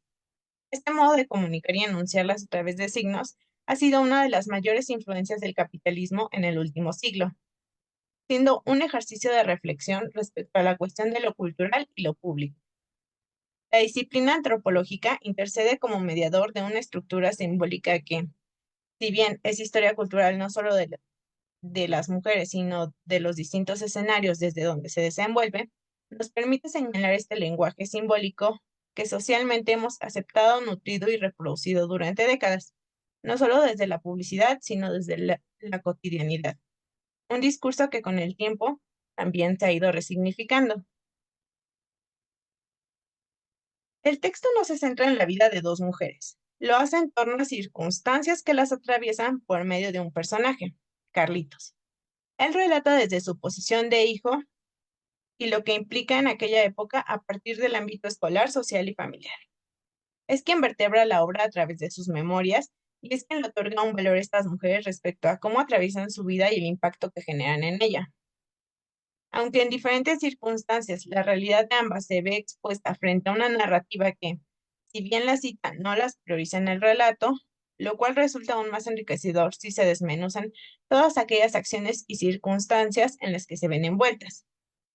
Justo apelando a un trabajo de análisis más profundo, se puede interrogar cómo se observa a cada una de ellas dentro de la sociedad mexicana de los años 50 y qué roles de género les están establecidos, si los cumplen o no, y la carga política y social que esto implica.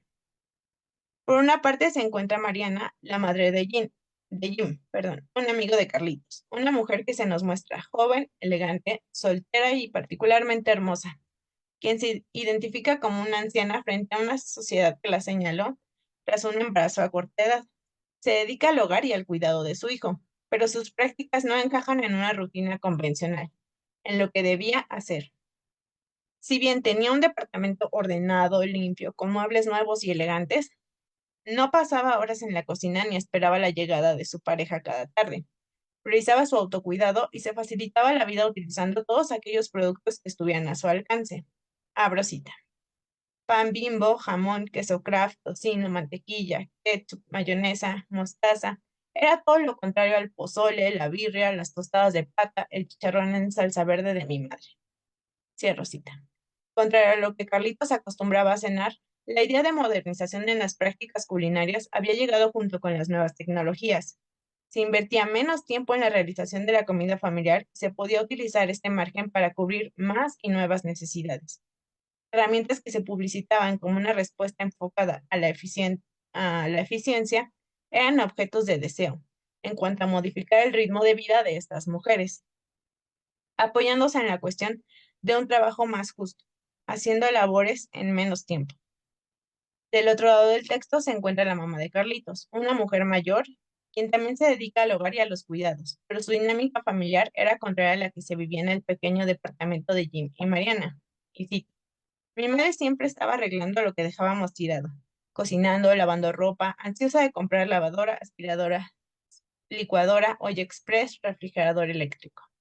Cierro cita. La aspiración en ese momento de muchas mujeres dedicadas a las labores domésticas eran herramientas que prometían hacer la vida más sencilla y que se podía direccionar estas nuevas actividades no solo al descanso, sino a la optimización de recursos. Después de una breve exposición respecto a los personajes de la obra que vertebran el análisis de estudio aquí formulado, se pueden recuperar cuestiones importantes.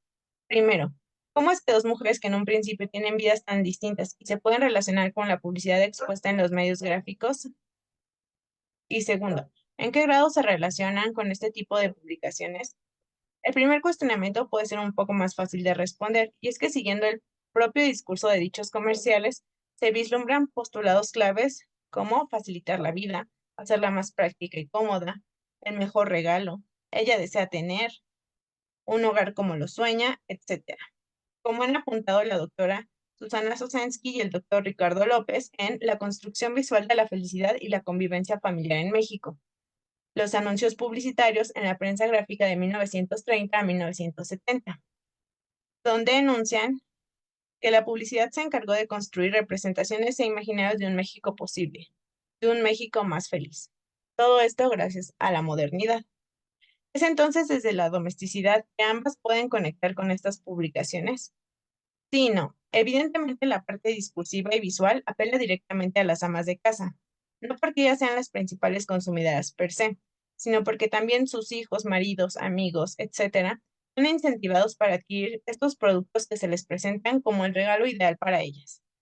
Es una cuestión completamente publicitaria, donde el público en general se ve atravesado por los mensajes que recibe y que es importante señalar una cuestión fundamental. Para la década de los años 50 en México, ser ama de casa no solo es común, sino lo que está bien. Por eso no existe una crítica profunda a este tipo de publicidad. Las cuestiones de perspectiva de género aún no penetran en la ideología del lugar político de la mujer. En el segundo cuestionamiento se debe considerar distintos elementos. Uno de los más importantes es reconocer que una gran cantidad de estos anuncios únicamente fueron traducidos al español, manteniendo una imagen estadounidense. Esto implica ya un problema de representación, considerando no solo estereotipos, sino reconociendo que tanto se podía acercar a la sociedad mexicana esta figura idealizada. Aunque fueran bien aceptados estos anuncios, perdían partes del interés del público, quien no sentía una verdadera cercanía con el producto que podía adquirir. Lo extranjero, tal como podía cautivar visualmente, se confrontaba frente a un problema discursivo importante. Por otra parte, es necesario recordar que el gobierno en turno estaba interesado dentro del discurso político, que dentro del discurso político se reconociera la división de clases, no visto desde una perspectiva despectiva o de señalización, sino para reconocer y fomentar la colaboración de clases. Este fue un elemento distintivo durante el periodo presidencial de Miguel Alemán, por lo que pareciera que de forma velada, mucha de la publicidad sí distingue la condición de clase, pero no la hace excluyente. De este modo, nos encontramos con que efectivamente las mujeres de nuestro relato no son ajenas a la situación económica en la que se encuentran inmersas, pero eso no las limita de manera tajante. Estas producciones culturales, para las amas de casa, tienen la posibilidad de generar un estado de ilusión que les sea estimulante y esté presente al momento de situar el producto en el mercado. Como conclusión, lo que podemos interpretar a partir de los elementos expuestos a lo largo del trabajo son las cuestiones que permean a la mujer de mitad del siglo XX en diferentes niveles y que posibilitan el comprender cómo se ve, se entiende, se representa y se simboliza en un sistema cultural determinado que, en este sentido, se acota a la sociedad mexicana de aquel periodo. Si bien se generan señalamientos en cuestiones de género, no es pertinente el visibilizar la publicidad de ese momento únicamente desde esta perspectiva. La obra de Batallas en el desierto ha permitido identificar cuestiones que, aunque parecen superficiales, en realidad hacen referencia a la dinámica social que se vivía en esta fase en el marco de la Ciudad de México. Si bien no se detiene a analizarlas porque busca representar una visión generalizada, se logra extraer por medio del análisis riguroso de un par de escenas la situación personal de cada una de ellas y a partir de esto precisar aspectos que abran el camino hacia el estudio de los anuncios publicitarios y cómo se relacionan con ellos, lo que resulta enriquecedor en esta relación imagen, discurso, interlocutor. La simbolización de la mujer se ha ido modificando a la par de la concepción social. Sin embargo, parece tener implicaciones mucho más profundas en algunos escenarios, ya que aún en pleno siglo XXI se pueden ver cierta resistencia en algunos departamentos publicitarios. Si bien ya se aboga por una mayor inclusión del hombre en las prácticas domésticas, aún existen producciones donde el único personaje hace referencia a la mujer.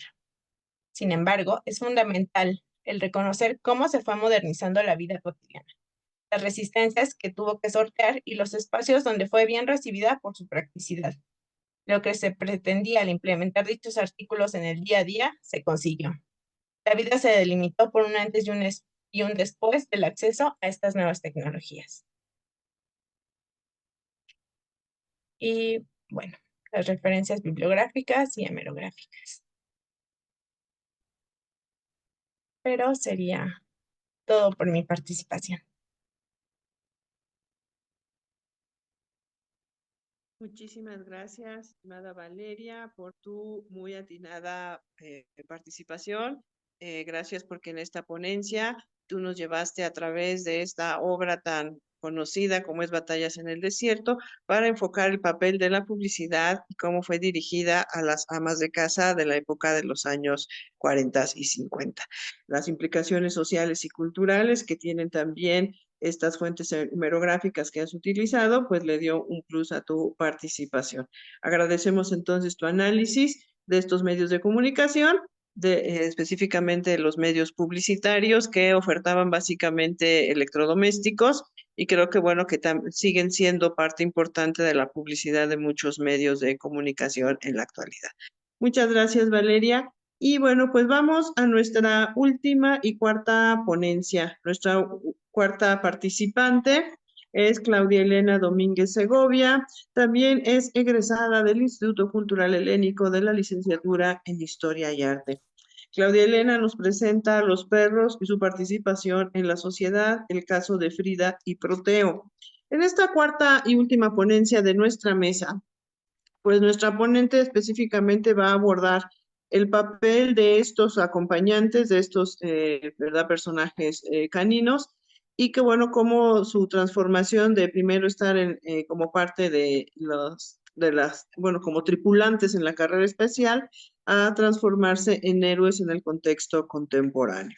Claudia, tienes la palabra, puedes iniciar y bueno, pues te escuchamos.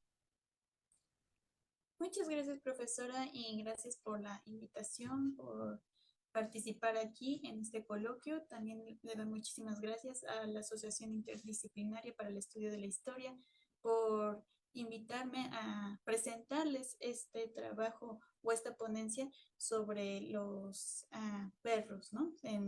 Como participantes en nuestra sociedad. Y nada más un momento.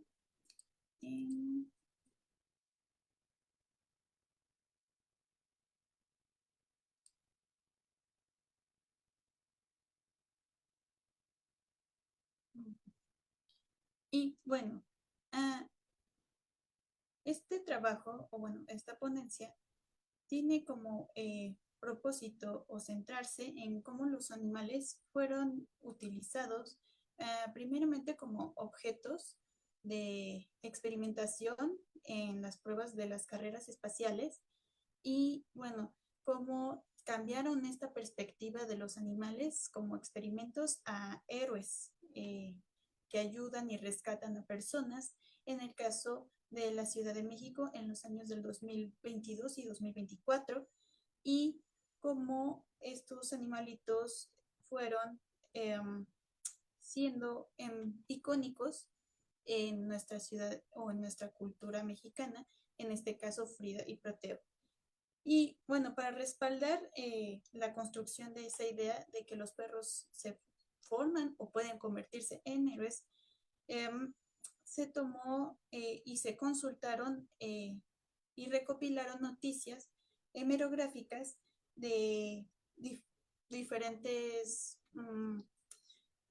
periódicos electrónicos de la CN, El Milenio de México, la de Chile, la BBC News y El Sol de México, entre otras fuentes, para así completar la idea de héroe perruno.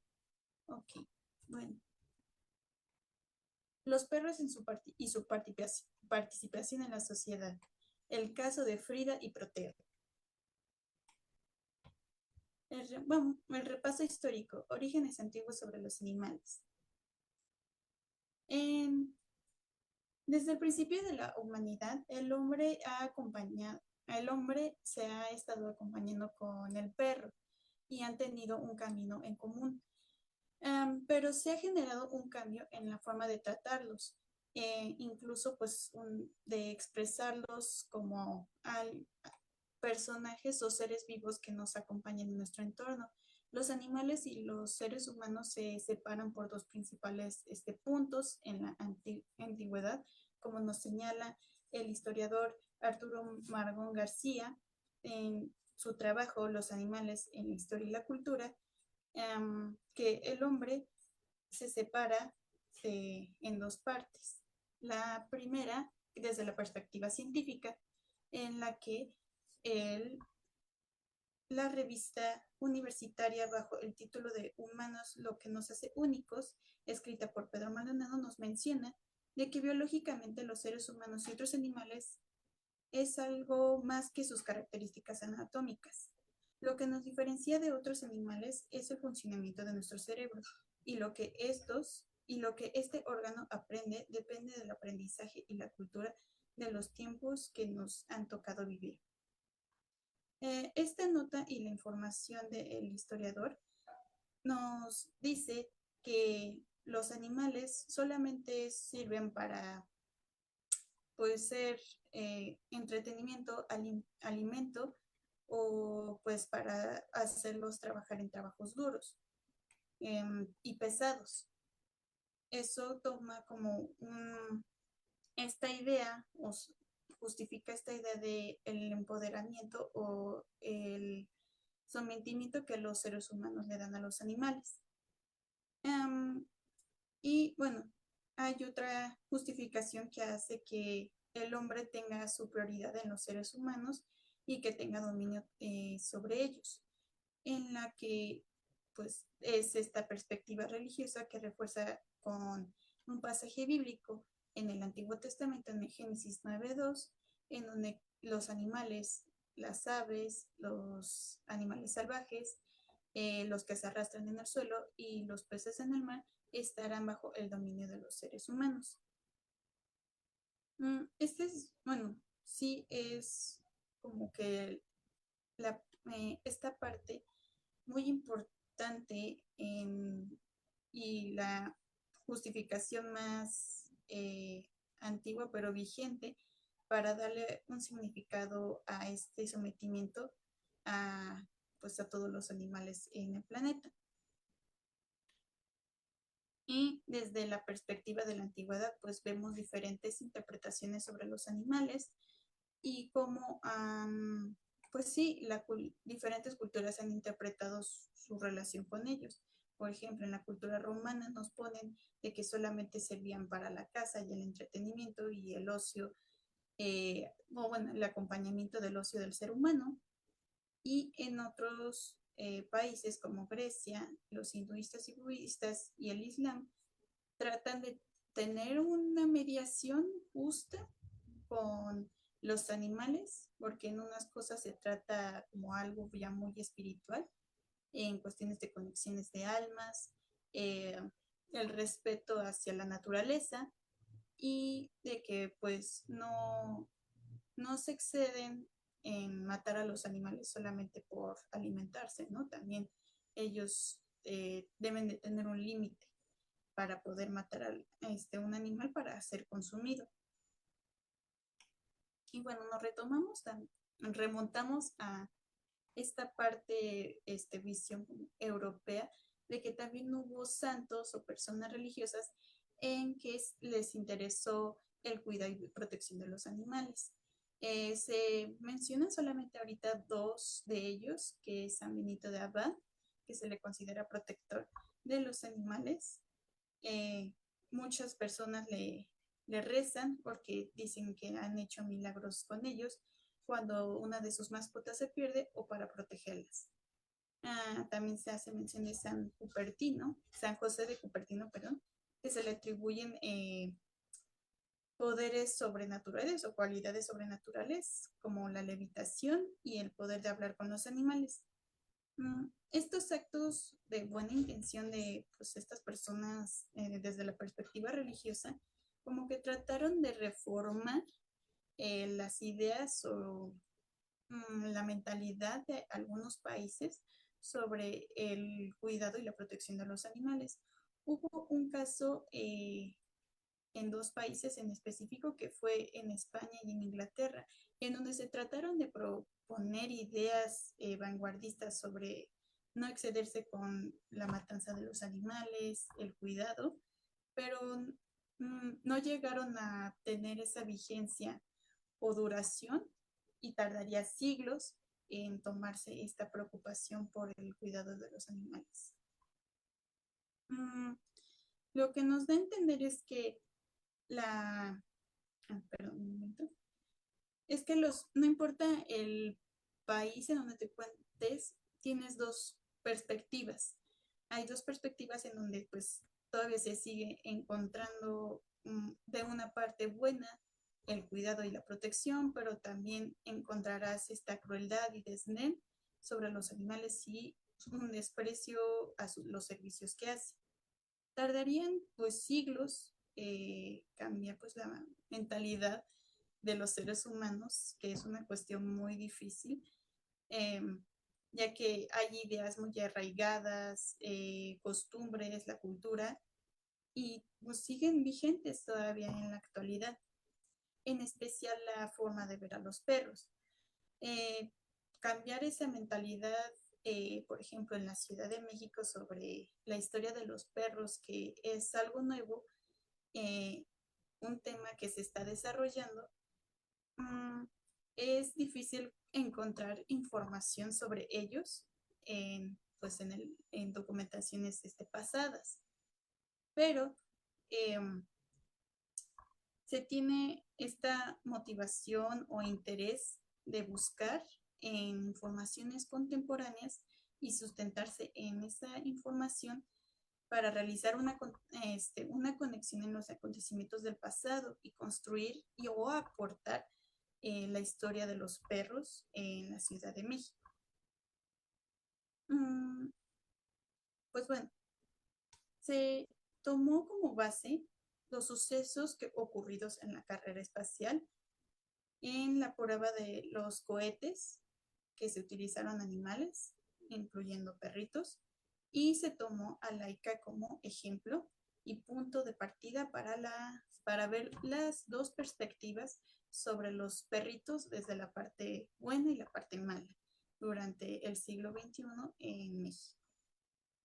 Bueno, la Segunda Guerra Mundial, como pues se sabe o vuelvo a mencionar, fue un cambio de perspectiva, fue un choque en los que se involucró a países que tenían posturas neutrales, como México, que luego participaron como Estado armado, apoyando a Estados Unidos y a sus aliados para derrotar al enemigo nazi y sus aliados también.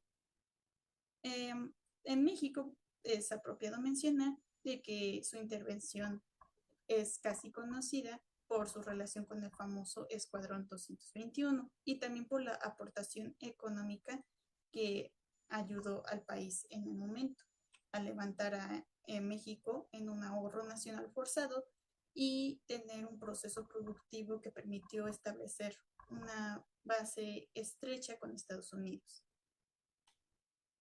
Bueno, este conflicto bélico pues sí marcó todo el siglo XX con el enfrentamiento de las dos grandes alianzas que están Estados Unidos, Reino Unido, Francia y Rusia. Y entre el bando enemigo pues encontramos a Alemania, Japón e Italia. Muy bueno, esta guerra pues se destaca por la muerte de los judíos en los campos de concentración, la victoria de Estados Unidos y cómo inició un bloqueo que dividió a el viejo continente europeo. Menciono esto porque estos acontecimientos son los que van a dar inicio a una guerra que no precisamente fue una guerra armada ni con soldados, fue más bien una competencia alarmante e intrigante, porque fue un suspenso para todos los países por esta competencia entre una nueva potencia que surgió, que fue Estados Unidos de América y Rusia, conocida anteriormente como la URSS o la Unión Soviética. Y a esta guerra se le conocería como la Guerra Fría.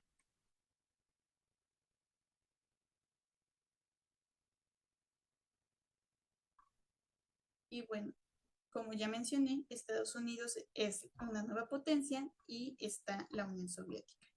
Este fue un escenario, pues, de una lucha no declarada, en donde se dio un destacamiento en la participación en los nuevos desarrollos de las ramas de la ciencia y de la tecnología, para que estas dos potencias pudieran coronarse como las mejores del momento. Y incluso provocó que hubiera un telón de acero bastante complicado, porque se temía que por estos avances que hacían estas dos potencias iniciaran una nueva guerra, pero esta guerra sería nuclear. Y eso provocó que los demás países estuvieran alerta. Después, pues es una larga competencia entre Estados Unidos y la URSS, una rivalidad que no tenía límites, buscaban expandirse y resaltar su presencia en el mundo en diferentes competencias, pero una de las competencias que resaltó más esta rivalidad entre ellos fue una carrera pues única en la época y que despertó un nuevo sentimiento de búsqueda o de victoria en estas dos naciones, y esa sería la carrera espacial. Ahora sí, el espacio exterior se volvería un nuevo trofeo para estas dos potencias, un sueño que se está volviendo pues realidad en esos momentos, porque la URSS y Estados Unidos están creando unos satélites artificiales, los primeros satélites artificiales para poder llegar a la Luna. Esto pues desató una gran carrera contra el tiempo, porque Rusia fue la primera en sacar el primer satélite espacial artificial antes que Estados Unidos, conocido como el Sputnik 1. Pues en ese entonces la URSS estaba pues confiada en que podía ganar esta competencia, porque ya estaban desarrollando un nuevo satélite que se llamaría el Sputnik 2, que tendría adentro su primer tripulante vivo. Un ser viviente estaría adentro de esa cápsula y daría como inicio a este proceso de llevar a personas dentro de un cohete espacial. Y bueno, para este proceso se dio la tarea de buscar y reclutar a animalitos, o en este caso perros, en especial de calle, porque los científicos rusos se acomodaban más con ellos, porque decían que el perro de raza eh, de con pedigrí no podía ser lo suficientemente bueno en dar resultados de adiestramiento o entrenamiento porque los consideraban mimados. Y aquí es donde encontramos a un primer víctima en esta carrera espacial, que es Laika. Laika, la perrita rusa, fue entrenada y preparada para ser lanzada junto con el Sputnik 2 en este segundo lanzamiento de la URSS y fue una pionera del espacio que pues lamentablemente no regresó. Mm, fue un momento en la historia que nos da, parte de la historia en que nos da a entender eh, ignorancia o este mm, mal que el ser humano no le da a esos animalitos esa contribución o ese reconocimiento por los trabajos que ha hecho. Laika pues aportó muchísimo en, en los resultados de los avances científicos pues para la URSS y fue un lanzamiento y ahora sí no deseado o decisión de Laika, fue pues más obligatorio y um, pues sí muestra pues este momento de crueldad que dio la carrera espacial, que fue una época muy cruel para los animales y que no fue reconocido en su momento, ¿no? Su colaboración. Sé que hay varios animales que participaron en la carrera espacial, pero en este momento solamente me estoy centrando en Laika. Porque antes de Laika hubo otros 10 candidatos también para el lanzamiento del cohete, pero como no cumplieron con las capacidades o características que pedían los científicos, Laika fue la única candidata en ser lanzada, entrenada para adaptarse en el Sputnik 2 y pues lamentablemente ella moriría de una forma muy grotesca dentro de el satélite, antes de que se lanzara el satélite, murió unas 6 horas antes, hubo un sobrecalentamiento en el Sputnik 2 y cuando empezó a aterrizar o a entrar en la atmósfera de la Tierra, el Sputnik 2 se desintegró con todo el cuerpo de Laika. Cabe mencionar que el Laika,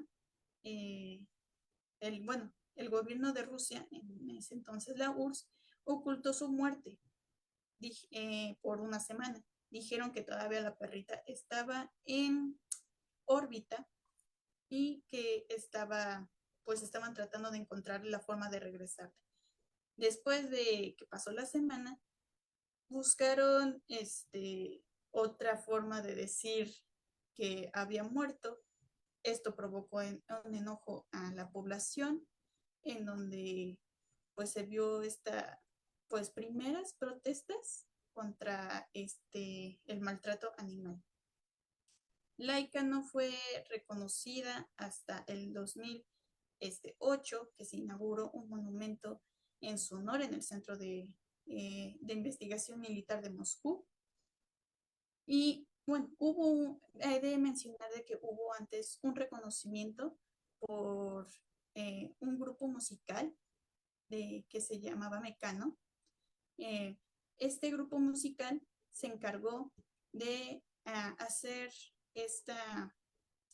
pues, la canción y que tiene un emotivo mensaje de admiración por los avances científicos y la tristeza por el destino inevitable de Laika.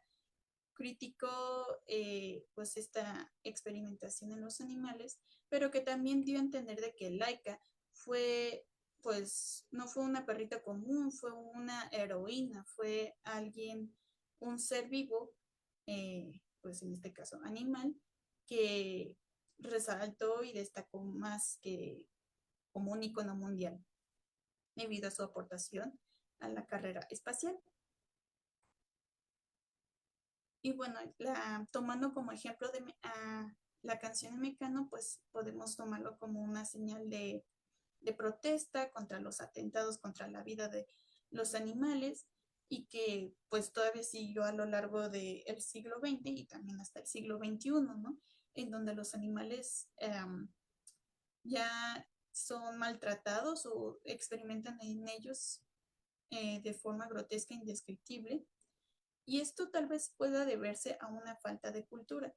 No es porque en México no haya cultura, digo, no hay tal vez una introducción o una parte de nuestra educación que haya creado una conciencia sobre el cuidado de los animales o de que pueden convertirse en ayudantes o en ayuda para las personas. Y así que bueno, nos hacen una mención de que los animales pueden ser maltratados de diferentes formas, ¿no? Pero eso ya depende de los animales de calle y de casa, ¿no? Nuestras mascotas. El cuidado del animalito puede ser delicado en muchos sentidos.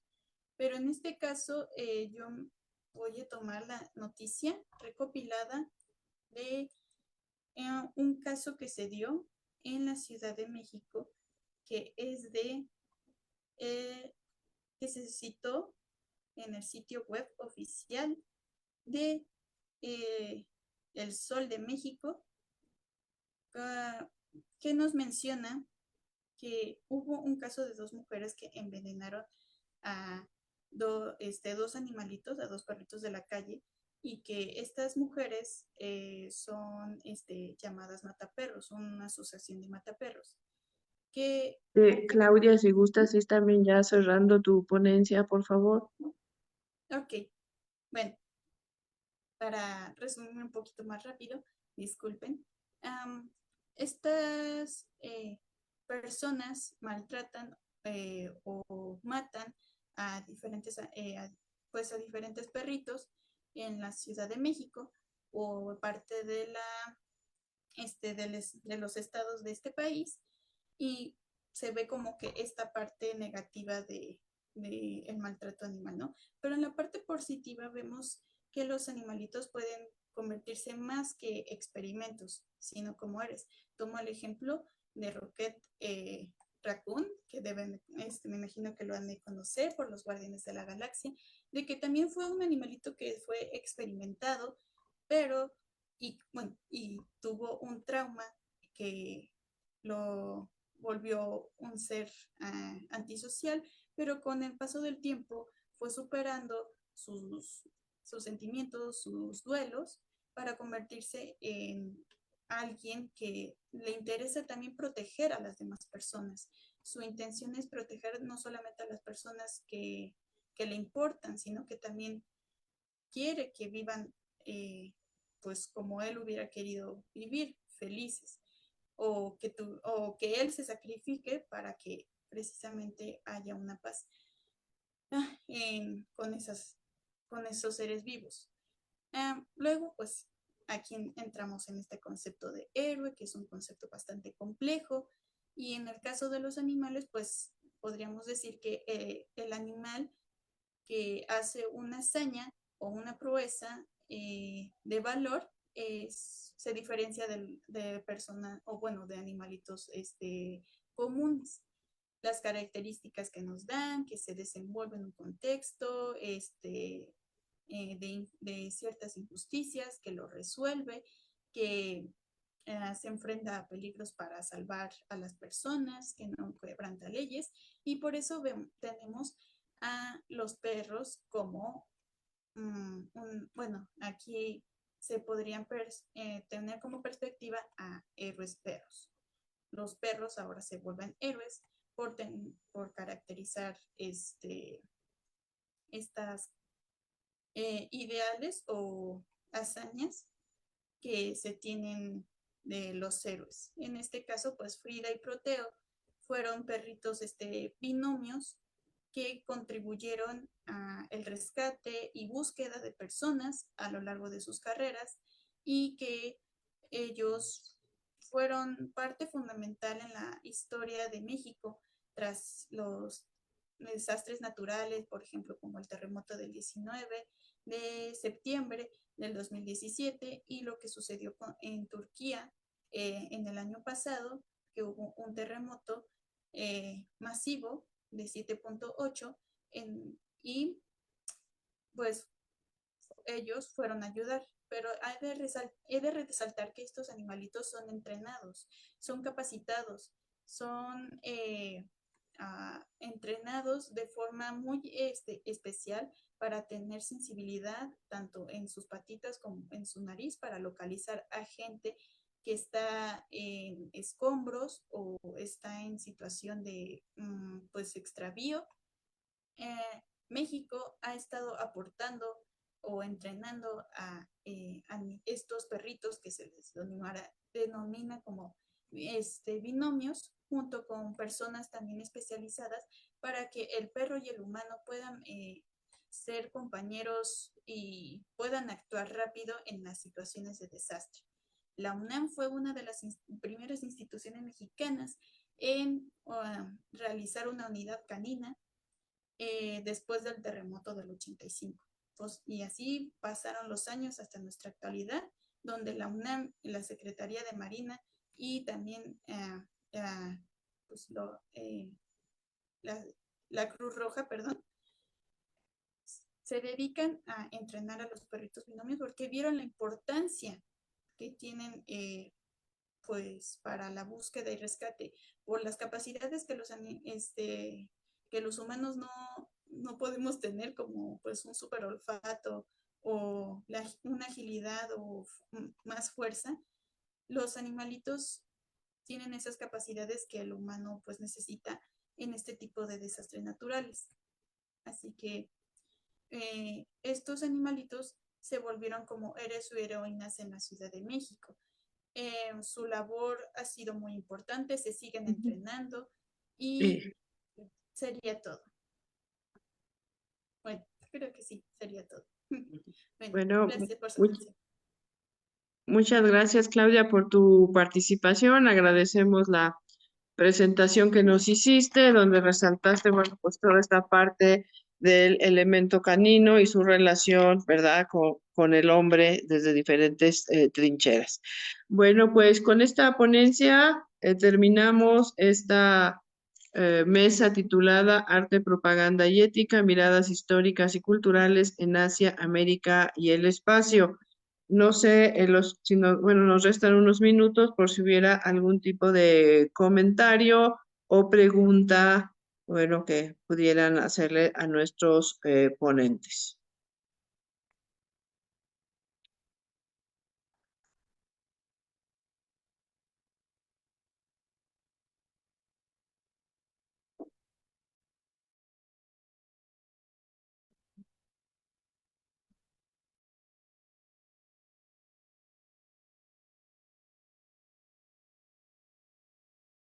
No se escucha, profesora. Perdón. Si alguien de quienes nos han acompañado en esta sesión y transmisión del Zoom quisiera hacer algún comentario, si no, pues ya daríamos por terminada esta mesa, agradeciendo a la Asociación Interdisciplinaria para el Estudio de la Historia de México que nos hubiera permitido formar parte de su 5º Congreso Internacional. Bueno, pues cedo los micrófonos a la asociación para poder finalizar esta transmisión.